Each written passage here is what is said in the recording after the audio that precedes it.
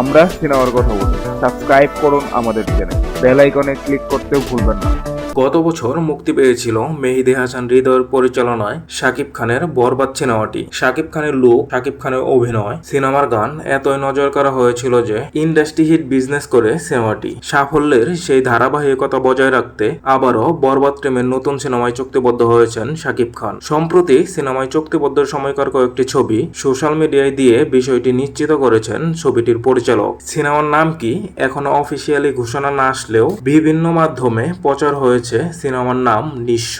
এছাড়াও হায়না নামে কয়েকটি ফ্যানমেড পোস্টার করে প্রচার করেছেন ফ্যানরা। কিন্তু মেহেদী হাসান হৃদয় জানিয়েছেন নিঃস্ব কিংবা হায়না কোনোটি এই সিনেমার নাম নয়। অফিসিয়াল টিজার অথবা পোস্টার প্রকাশ করে সিনেমার নাম জানানো হবে। সিনেমায় শাকিব খানের বিপরীতে কে অভিনয় করবেন তা এখনো চূড়ান্ত হয়নি, তবে ইতিকা পালের কথা মিডিয়ায় প্রচার হচ্ছে।